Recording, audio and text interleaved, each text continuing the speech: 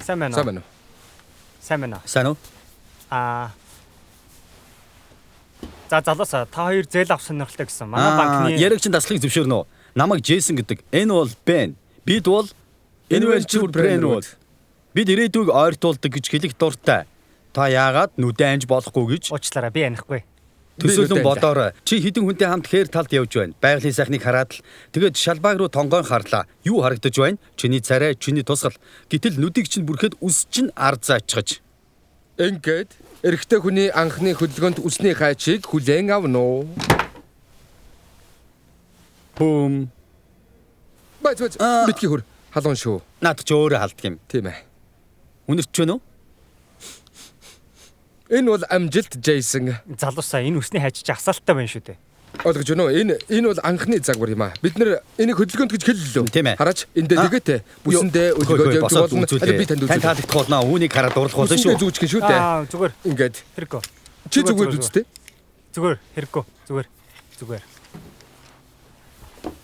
Та нарт яг хэрэг мөнгө хэрэгтэй байгаа юм.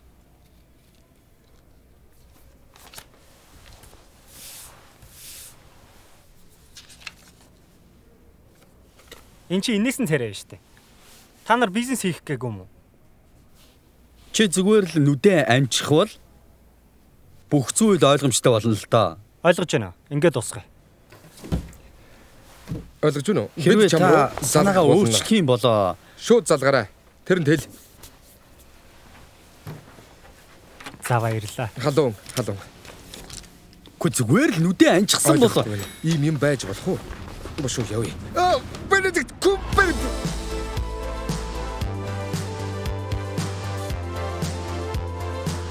Телепорт. Шилжилт хийх. Телепорт. Шилжилт хийх. Бүх мэдээллийг шуудаар тархи руу хуулдаг. Юу ч унших хэрэггүй. Яг флаш руу хуулж байгаа юм шиг бүхнийг 5 минутанд тархиндаа оруулах. Америкт байдаг эсхийг нь мэдэхгүй юм. Энд Африкт байдаггүй. Бохор аяг тавгнууд хийнгүүт аяг тавгнууд өөрөө угаагддаг. Автомат аяг тавгыг угаагч биш шүү яана. Мөнгө үйлдвэрлэгч машин ямар ч мөнгийг хуйлдаг. Тэгвэл мөнгө олох гэж зоохгүй. Маш хордон цэвэрхэн тээврийн хэрэгсэл. Аяг угаагч биш шүү. Тэрэлтэд өмсгөл байвал янзтай. Өөр ингэсэн тэрэлтэд өмсгөл? Тэрэлтэд өмсгөлтэй бол үнэхээр янзтай. Өдөр бүр хөссөн газарлууга төвөггүй нисэн. Тийм ээ, нисдэг машин. Төмөр хүний өмсгөл. Гайхалтай биш гэж үү? Яах вэ? Нэг тийм робот гар аягнуудыг угаагаал хог үлдэгдэл хоолнуудыг асгах гэх мэт тийм ажил хийдэг. Яг ингээд үгээр хэлэх гэрэх сонсогдоод байна л та.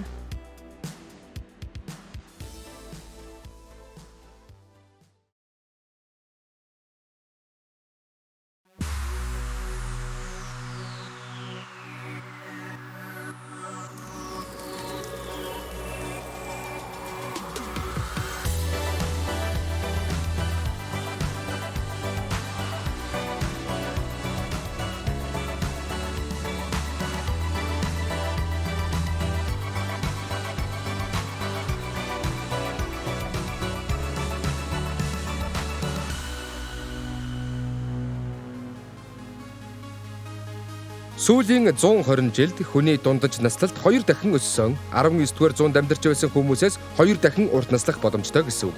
Өнөөдөр антибиотик, мэс засал, ангаахын салбарт гарсан олон шинэ ололтын зуунд бид амьдарч байна.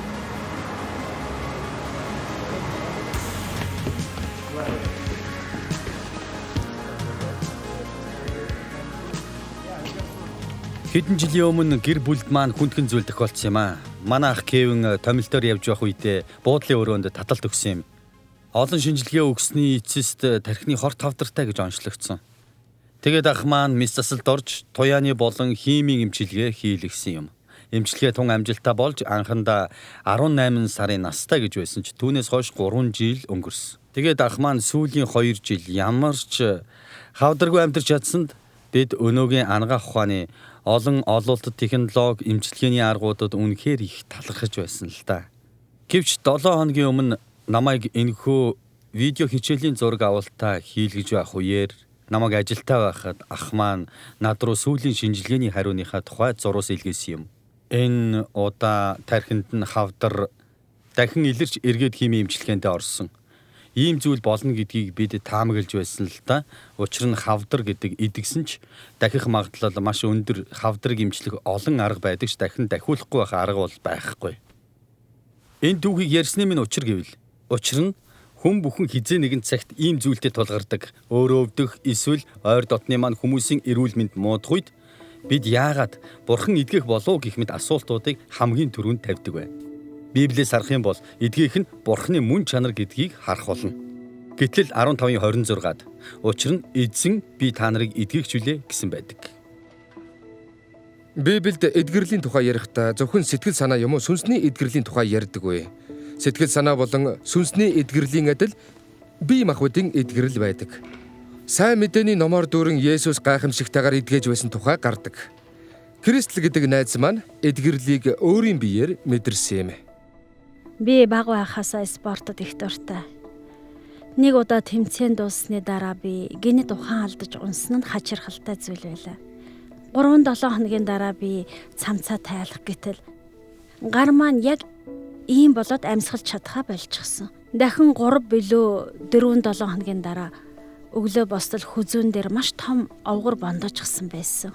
Тэгээд хүүхдийн эмнэлгийн төргөн тусламжинд очиж зураг авахулж эдийн шинжилгээ өгөөд 2 хоногийн дараа хор тавдартай гэдэг онцтой болж шууд л химийн тарианд орсон. Бүх зүйл маш хурдцтай өрнөж намайг 2-7 хоногийн настай гэж байсан. Эмчилгээний өрөөрөө анх удаа алхаж байхдаа би маш их айж байсан.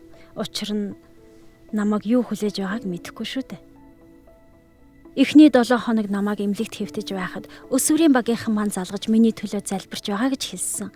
Тэр үед чуулган тэр даяараа миний төлөө залбирахыг харах тун гайхалтай байсан. Жилийн дараа би химийн эмчилгээгээ үргэлжлүүлсэн хэвээр л байсан. Хавдартай гиснээс хойш бараг 20 сар өнгөрсөн байх. Нэг удаа намайг өсвөрийн уулзалтан дээр дуулахыг урьсан. Би химийн тариа хийлэгчсэн хүчтэй эм хэрэглэж би маш их өвдөж байсан хэрнээ яагаад зөвшөөрсөн бүү мэд үгүй гэж хэлж чадаагүй. Тэгээд бид баасан бэмб гаргуудад тоглосон. Би ч их ядарч би өвдөж байлаа. Би тэр газар руу орохын өмнө мөн л урдын адил хөл дээр арай гэж явж байсан. Харин ариун сүнс надад Кристл өнөөдөр чамд гайхамшигтай зүйл өгөх болно гэж хэлхийг би сонсох шиг болсон. Би тэр заалны нэлээд хойгоор сууж байсан. Хажууд маань миний сайн найз байсан. Гэнэт маш хүчтэй, гайхалтай, хайраар дүрэн бурхны оршихуй миний дээр буух шиг болсон. Би хөдөлж чадахгүй бүх бие хөшөөд зүгээр л уйлж эхэлсэн. Урд нь би тийм юм мэдэрч байгаагүй. Есүс намайг эдгэж байгаа юм байна л гэж бодож байлаа. Би амьдралдаа ямар нэг зүйлд хизээч тийм итгэлтэй байж үзээгүй. Толгойн өвчин амдаж, зүрх тушаа газар халуун оргиж, үргэлж өвдөж байдаг бөөрийн өвчин алга болсон. Сүүлийн 2 жил байнга дотор муухай оргиж байсан нь хүртэл анх удаа зөв зүгээр болсон. Би тэр зааланд байсан хүмүүст энэ тухайга хэлсэн. Хэдэн өдрийн дараа гэртээ ирснийхээ дараа би эмч рүүгээ залгаж юу болсон тухай хэлсэн. Совилогч нар надаас янз бүрийн нарийн шинжилгээ авсан. Шинжилгээний хариугаар надад ямар ч хавдар байхгүй. Бөөр болон зүрхний үйл ажиллагаа хэвийн гарсан. Совилогч нараа уйлж, эмч маань гайхаж хоцорсон. Гэхдээ манай эмчийн аав сайн мэдээ номлогч байсан болохоор тэр янз бүрийн уулзалтууд дээр хүмүүс итгэж байхыг харж байсан. Тиймээс надад тохиолдсон зүйлд бүрэн итгэж байсан. Бурхны тухай удаан хугацаанд огт бодоогүй байсан гэдгээ дараа нь надад хэлсэн юм. Энэ бүхэн үнэхээр гайхамшигтай. Гайхалтай.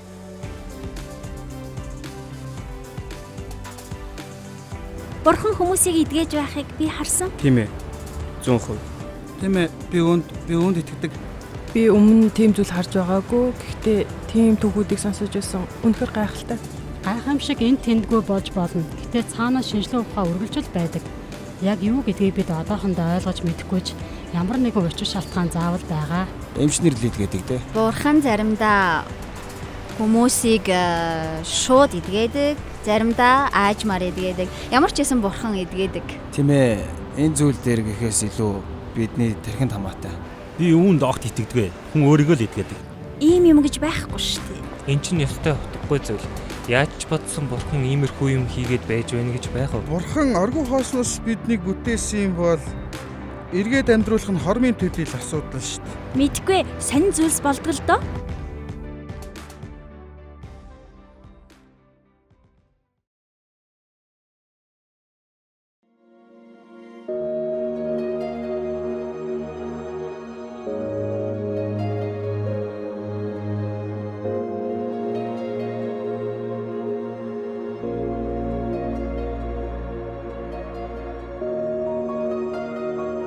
Сайн мэдээнээс Есүс эрх мэдэлтэйгээр эдгэж байсныг харж болно. Матай номонд Есүс нийт хот тосгодоор явж, синагогуудад зааж, хаанчлалын сайн мэдээг тунхаглаж, бүх төрлийн өвчин эмгэгийг эдгэж байлаа гэсэн байдаг. Зөвхөн Есүс ч биш. Тэр дагалдагч нартай хүмүүсийг эдгэх хүч болон эрх мэдлийг бас өгсөн. Үйлс номонд бас дагалдагч нар энэ тэндгүй явж хүмүүсийг эдгэж байсан. Сүм чуулганы хэдэн зууны түүхийг харвал мөн л итгэгчид адилхан зүйл хийсээр ирсэн. Өнөөдөр ч бас Бурхан хүмүүсээр дамжуулан эдгээсээр байна. Тэр чамд эрх мэдэл өгсөн. Энийг супер сүнслэг хүчтэй Христэд итгэгч л хийдэг юм биш. Христэд итгэгч хүн бүрт боломжтой. Тийм ээ, тэр чамайг бас намайг бусдад сайн мэдээг хуваалцаж өвчтөе хүмүүсийг эдгээ гэж дуудсан. Альфа хичээл дээр бид хүн бүрийг эдгэрлийн төлөө залбируулаасаа гэж хүсдэг. Найз Жош маань ахалж байсан альфа хичээл дээр нэг охины эдгэрлийн төлөө гуйх болжээ. Түүний 2 гар өөрийгөө гэмтээснээс болсон дүүрэн сорвтой байсан учраас үргэлж бээлийн өмсөж явдаг байж. Харин найзууд нь түүний төлөө залбирахад гарн дээрх сорвнууд нь тэдний нүдний өмнө эдгэрэн алга болсон. Жош багийнхаа сэтгэл хөдлөлийг Facebook хуудасанда дүрслэхдээ жаахан айдас хүрхэмж хэлээ. Юу болж байгааг бүгд ойлгосон учраас баяр хөөр дүүрэн байлаа гэжээ. Би энэ түүхэнд дуртай. Энэ түүхийг харахад хамгийн гайхалтай нь түүний сорив арилсан нь биш. Харин түүний гаднах сорив арилсан нь Бурхан дотоод сэтгэлийн эдгээсний илрэл болсон нь хамгийн гайхалтай юм. Бид эдгэрлийн төлөө залбирахад заримдаа хүмүүс эдгэрдэг нь үнэхээр гайхамшигтай. Гэвч зарим тохиолдолд ямар нэг шалтгаанаар эдгэрэл ирдэггүй. Үүний учрыг бид сайн мэдэхгүй. Сайн найз нарын маань нэг Жоби 10 жилийн өмнө мотоцикл ёсолд орсон юм л да. Түүний хөл 150 гаруй хугарч бяцарсан аимшигтай хөвдөлт мэдэрч байлаа. Түүний төлөө хэдэн зуун удаа залбирсан ч нэг их сайн идэхгүй л байлаа. Хамгийн гайхалтай нь Жоби маш их хөвдөж байсан ч бидний мэдэх баяр хөөртэй Бурханд итгэх итгэл болон бусдыг хайрн үлгэр дуурайл болох үснийхэн хэвээр л байсан юм. Тиймээс тэр бүрэн дүүрэн эдгэрээгүй ч гэлээ. Бид түүний амьдрал болон эдгэрлийн төлөө залбирсаар байдаг. Раньеро Канталатеса эцэг бид ариун сүнснээс биднийг эдгэж өгөөч гэж хизээж гуйж болно. Эдгэрэл ирэхгүй байсан ч бид итгэлгүйгээс боллоо. Бурхан шийтгэж байна. Эсвэл Бурхан бидэнд хайргүйгээс боллоо гэж бодох шалтгаан байхгүй гэсэн байдаг. Эдгэрлийн гайхамшиг гэрч болсон эсхээс үл хамааран Бурхан биднэрт хайртай. Хүнд хэцүү нөхцөл байдлын дунд ч тэр хүн бүртээ уулзахыг хүсдэг нь баттай. Хэдэн жилийн өмнө өвөө маань хүн дээр өвдөхөд би үүнийг биеэрээ мэдэрсэн.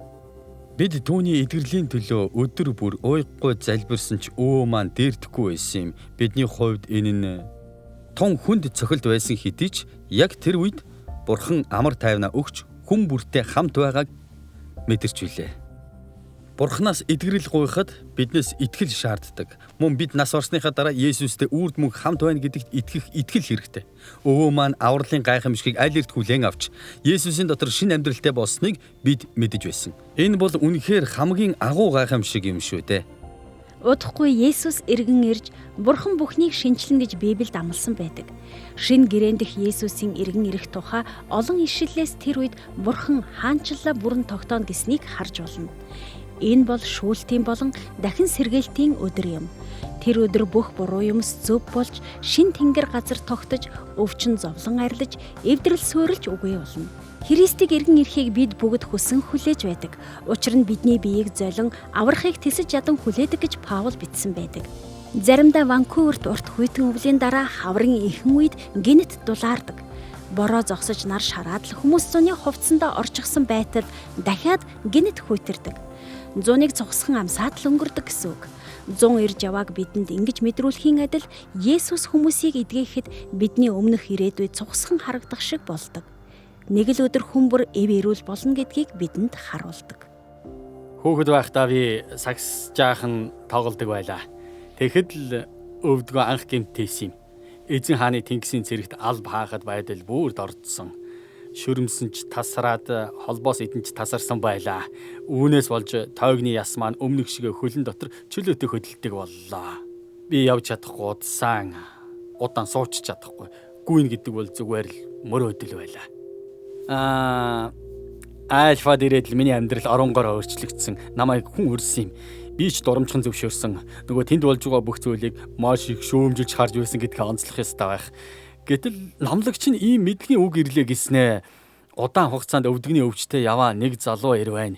Өвчнөө эдгэлгэх шаардлагатай байгаа юм байна. Тэр хүн залбируулахыг хүсэж байвал гараа өргөөрэй гэлээ.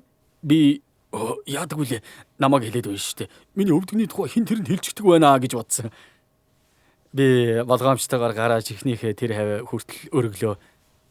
Тэгсэн чинь хоёр залуу хурч ирээд та залбируулмаар байна уу гэлээ. Би ч тэгье. Би нөгөө өвдөг өвдсөн хүн байна. Залбираад өгүүлэхээ лааншгүй гэлээ. Тэгээд тэд залбирч эхэллээ. Өвдөг дээр маань гар тавьж байна. 40 секунд өнгөрлөө. 45 секунд. Гэтэл миний халуун оргиод л явчихав. Тэгснэ гжиг хүрээдж байх шиг час хийж би хөхөрч гарлаа. Залбирсны дараа жаахан өөр мэдрэгдлээ. Ямар нэгэн өөрчлөгдсөнийг би мэдсэн л дээ.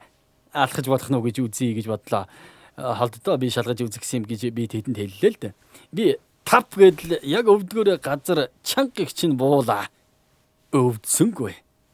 Армийн хамгийн шилдэг эмч, доктор, физик эмчилгээний мэрэгжилтнүүдэд үзүүлж эмчлэх гэж ийм олон жил болсны дараа шүү дээ. 3-5 минутын хооронд нөгөө өвчин алга болчихсонд би бүр итгэж чадахгүй байлаа. Маргааш нь би бүр 10 гаруй километр гүйж үдсэн. Гэтэл би зүгээр болсон байлаа.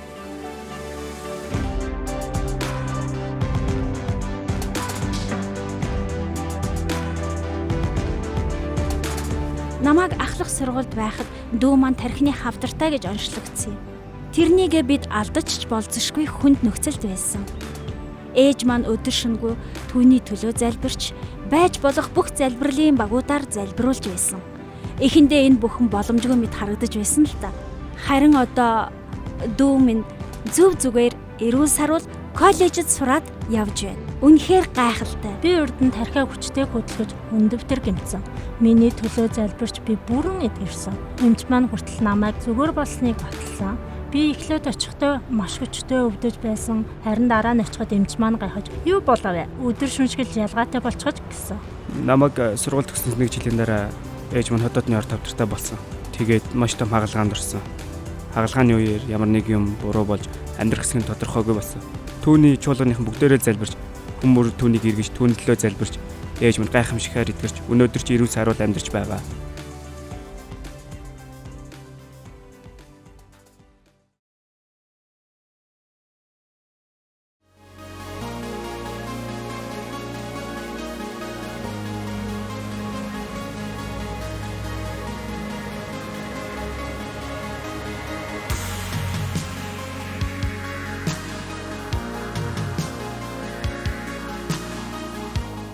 Бурхан хүмүүсийг эдгэх ажилдаа биднийг оролцоосоо гэж хүсдэг. Хэрвээ Бурхан чамайг эрүүл мэндийн салбарт дуудвал тун гайхалтай хэрэг. Миний эхнэр Малиса хүүхдийн эмнэлэгт совилогч хийдгэлдэ. Тэр маань өөрт байгаа бүхий л мэдлэг чадвараа хүмүүсийг эдгэх үйлсэд зориулдаг. Түүхийн туршид Христэд итгэгчид үүнийг хийсээр ирсэн. Эмнэлгүүдийн түүхийг харах юм бол ихэнх нь Христэд итгэгчид байгуулсан байдаг. Манай эртний 325 онд чуулганы ахлагч нарын их уулзалтын дараа Христэд итгэгчид Ромын эзэнт гүрэн даяарх сүм чуулган байсан тосхон бүрт эмнэлэг барьж эхэлжээ.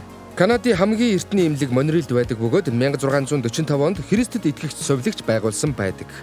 1880 оны үеэр методистууд Америк орон даяар шашин үндэс угсаа хамаарахгүй хүн бүрт үйлчлэх эмнэлгүүдийг барьж эхэлжээ. Чи хэн нэгний эдгэрлийн төлөө залбирах үедээ эдгэгч нь бид биш Бурхан гэдгийг битгий мартаарай. Бид залбирлаа үр дүнтэй болгох иж хэдийн арга техник гэж байхгүй. Харин энгийн итгэл болон хайраар бид залбирдаг юм. Залбирахдаа Есүсийн нэрээр залбир гэж шинэ гэрээнд заасан байдаг. Түүний нэрэнд хүч болон эрх мэдэл байдаг гэж Есүс бас хэлсэн. Мөн шинэ гэрээнээс бидний сурсан нэг зүйл бол хүмүүсийн дээр гараа тавих. Хүний төлөө залбирахдаа хэрвээ тэр хүн дургуйхгүй бол мөрөн дээр нь эсвэл өвдөж байгаа газар нь гараа тавих нь хамгийн чухал юм. Сонсох нь залбирлын гол хэсэг юм. Залбирч өгч байгаа хүнээс сонсохоос гадна Бурхныг сонсох хэрэгтэй. Заримдаа Бурхан эхлээд бидэнд хэний юуны төлөө залбирахыг хэлж өгдөг. Альфа хичээл дээр багийн ахлагч болон туслагч нар Бурханаас хэн нэгний төлөө онцгойлон гуйх хэсгийг асуун залбирдаг. Бурхан тэдний бодол санаанд зураглал эсвэл үг өгдөг. Бурханаас үг эсвэл зураглал авч түүнийхээ дагуу залбираад эдгэрсэн хүмүүсийн гэрчлэл олон байдаг. Тэр үг эсвэл зураглал яг л тэр хүний өвчнөд таарч байдаг. Хэн нэгний төлөө залбирсныхаа дараа яаж байгааг нь заавал асуугаарай. Тэгвэл үргэлжлүүлэн залбирах хэрэгтэй эсхэ эсвэл тэр хүн эдгэрсэн эсхийг мэднэ. Эдгэрсэн байвал хамтдаа Бурхан талархаж баяр тэмдэглэл, хэрв эдгэрээгүй байвал үргэлжлүүлэн залбируулахыг хүсэж байна уу гэж асуугаарай. Заримдаа хүмүүсийн төлөө залбирахад бүрэн эдгэрэхгүйч зарим хэсэг нь эдгэрдэг. Есүс нэг удаа сохор хүн дээр гараа тавиад харж байна уу гэж асуухад өнөөх хүн би хүмүүсийг харж байна. Яг мод шиг сүүмэж харагдаж байна гэсэн гэдэг. Тэгтэн Есүс дахин гараа тэр хүний дээр тавьж залбирсан. Өнөөх хүн хоёр дахь удаага нүдээ нээхэд бүх зүйлийг тод гарч нүд нь бүрэн эдгэрсэн байна. Хэдэн жилийн өмнө өсвөрийн кемп дээр би 7 хоног аяг тавг угааж тусалсан юм. Тэнд надтай хамт аяг угааж байсан Шана гэдэг охин байлаа. Би түүнтэй анх уулзаад л нүд нь хэвийн биш гэдгийг анзаарсан бөгөөд түүнтэй ярилцаад энэ асуудал амьдралд хэрхэн муугаар нөлөөлдгийг ч ойлгосон. Тэгээд нэг орой залуучууд бие биенийхээ эдгэрлийн төлөө залбирах цаг болсон юм. Шанагийн хувьд өмнө нь эдгэрлийн төлөө олон удаа залбируулж байсан ч тэр бууж өгөлгүй дахиад л залбируулахыг хүссэн юм. Тэр орой гал тогоонд би түүнийг хараад нүд нь үнэхээр зүгээр болсныг анх анзаарсан л та. Нүд нь үнэхээр гайхалтайгаар хэвийн болж түүний нүүр царай хүртэл өөр болсон байсан. Маргааш нь би энэ үнийн эсхийг баталгаажуулахаар түүнтэй уулзахад үнэхээр эдгэрсэн байлаа. Бурхан түүнийг эдгээсэн. Энэ бараг 5 жилийн өмнөх явдал бөгөөд тэр өнөөдөр ч бас эрүүл байгаа. Эмчнэр хүртэл түүнийг бүрэн эдгэрсэн гэсэн. Энэ эдгэрэл түүний амьдралыг, хүмүүстэй харилцах харилцааг, өөртөө итгэлтэй байх, ном унших гэд бүхнийг өөрчилсөн. Бид хэний ч төлөө залбирахгүй бол хэн ч эдгэрэхгүй. Харин хүн бүрийн төлөө залбирвал зарим нь эдгэнэ гэж Джон Вимбер пастор хэлсэн байдаг. Тийм учраас бид бууж өгөлгүйгээр залбирсаар байдаг. Бид цаг гарган бие биенийхээ төлөө залбирах үед Бурхан биднийг ариун сүнсээрээ дүүргэдэг. Эдгэрэл эрсэн эсхээс үл хамааран Бурханы хайр болон хүч чадлыг лавтаяа мэдэрдэг. Тиймээс чи ч бас энэ бүхнийг оролдоод үзээрэй. Хэн нэгэн дээр чиний төлөө залбирах боломж өгөөрэй. Эсвэл чи өөрөө хэн нэгний төлөө Бурханаас эдгэрэл гуйн залбирмаар байна уу?